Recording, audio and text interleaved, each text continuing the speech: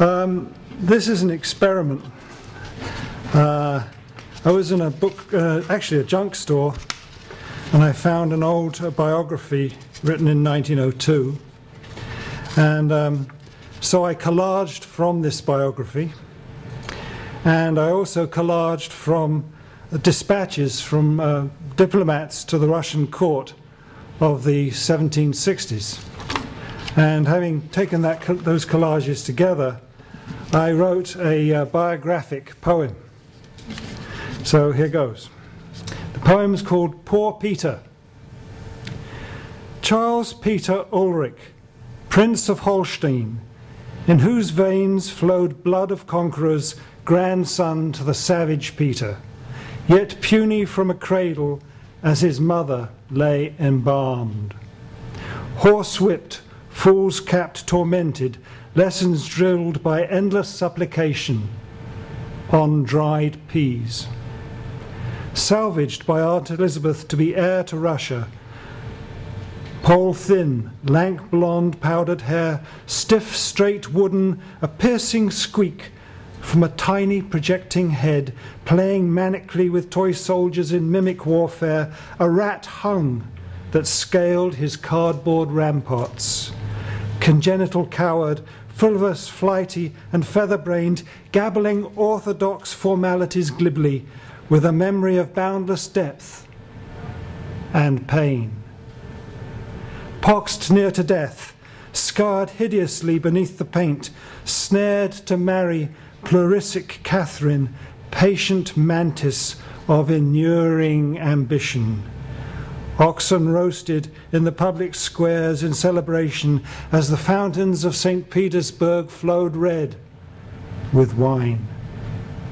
Crown Prince of Russia, a mannequin on wires, perpetually agitated by capricious eccentricity, babbling as discreetly as cannon shot, effusing vaporings of a half-crazed libertine, soulmate to Mistress Vorontasova, as Catherine met Elizabeth's imperial command with baby Paul by immaculate conception.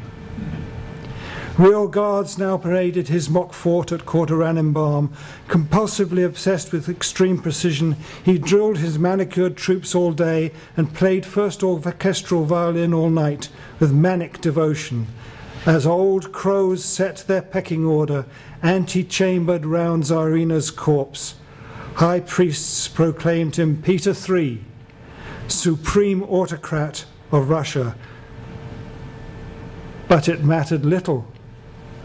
This orphan yearned for Prussia, his Germanic patrimony. Fawning to King Frederick in a fire sale of Russian honour, feu d'artifice punctuated their treaty of peace. Prussia's ministers now bent his ear. Prussian vogue demoralised his army. Orthodoxy lay defrocked to Protestant pastoral care. Iconic banishment.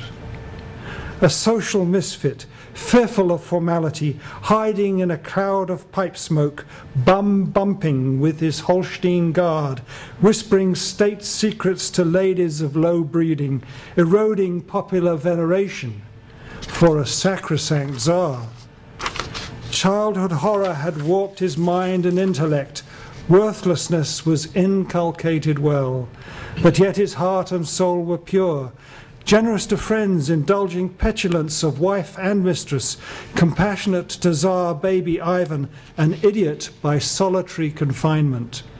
Absolute emperor without cruelty or violence, abolitionist of torture, repriever of the condemned, reformer of law and order, all haste without stability.